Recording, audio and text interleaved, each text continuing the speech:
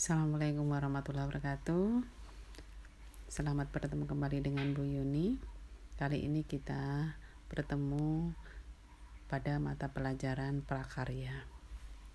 Anak-anakku, pada pertemuan pertama di mata pelajaran prakarya, kita akan belajar tentang materi kerajinan bahan keras.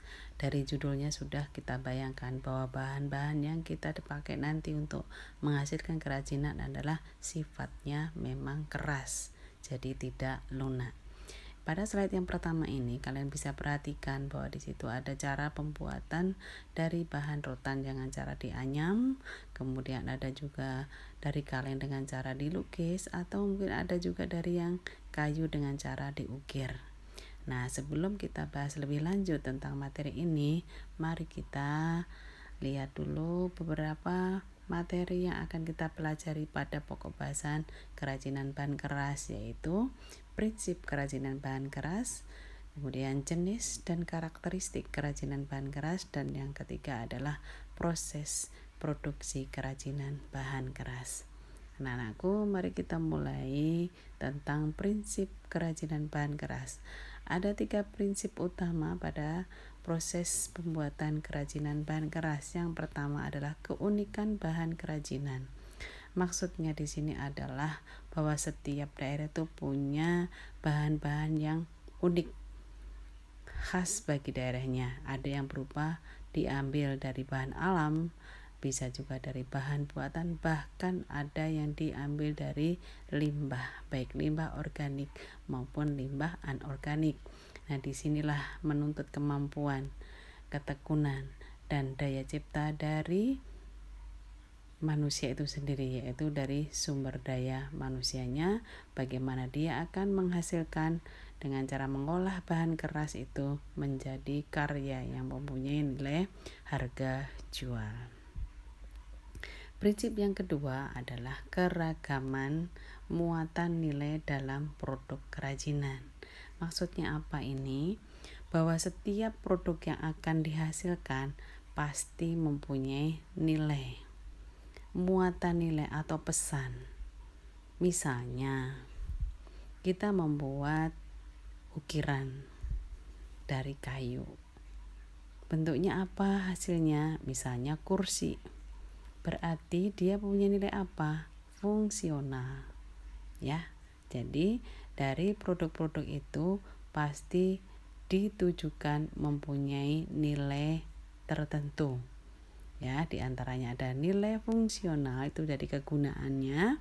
Kalau nilai informatif berarti dia mempunyai pesan yang disampaikan kepada pemakainya. Nilai simbolik berarti memang ada simbol di situ. Untuk apa? Misalnya contohnya ada lukisan kaca itu di situ ada gambar wayang misalnya. Nah, di situ adalah simbol apa? Di situ ada maknanya tersendiri, ya.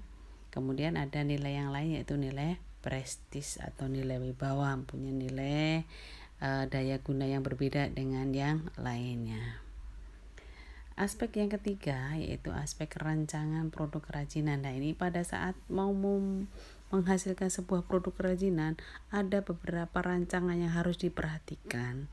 Ada beberapa faktor bahwa dalam produk kerajinan nanti itu harusnya seperti apa.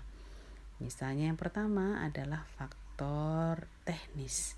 Ini terkait dengan metodenya, cara yang digunakan, terkait dengan alat-alat yang mendukung pada proses itu, termasuk juga dari sumber daya manusia, jadi para pembuat bahan kerajinan keras.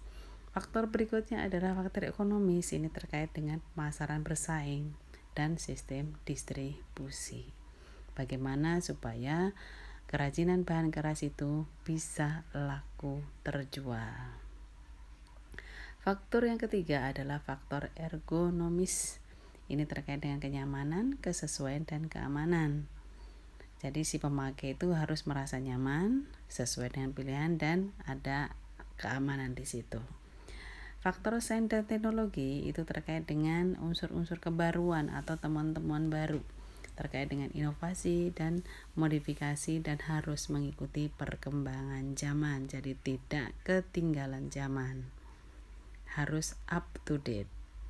Faktor yang kelima adalah estetika. Ini kaitannya dengan keindahan untuk memiliki daya pikat sehingga orang-orang mau memiliki hasil kerajinan bahan keras. Yang terakhir adalah kondisi lingkungan terkait dengan nilai budaya. Jadi setiap hasil kerajinan bahan keras itu khas kepada atau pada daerah-daerah tertentu. Ya. Misalnya ada di Yogyakarta, ada kerajinan perak. Nah, itu khas untuk di Yogyakarta. Belum tentu di setiap daerah ada kerajinan yang sama, atau mungkin di tempat yang lain. Jepara misalnya, khasnya kerajinan bahan keras apa? Kayu, yaitu dengan cara diukir. Anak-anakku, mungkin itu uraian singkat dari Bu Yuni tentang prinsip kerajinan bahan keras. Nah, setelah Anda mempelajari materi ini, maka nanti kalian silahkan mengerjakan soal-soal yang ada di bagian CBT pada e-learning madrasah kita. Pertanyaannya adalah sebutkan bahan dasarnya, misalnya kayu, apakah batu, ataukah logam. Bentuk itu hasil produk itu. Misalnya apakah bentuknya tas, ataukah bentuknya hiasan, atau yang lainnya. Dan muatan nilai produk kerajinan itu. Nilainya apa? Apakah fungsional, ataukah simbolik, ataukah informatik, ataukah estetik, atau prestis.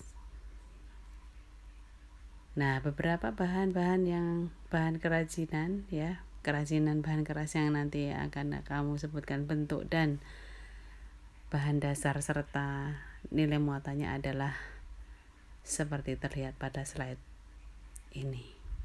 Silakan kalian sebutkan bahan dasarnya, kemudian bentuknya apa, dan nilai yang terkandung dalam kerajinan tersebut apa.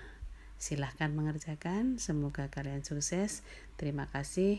Sekian, Assalamualaikum warahmatullahi wabarakatuh.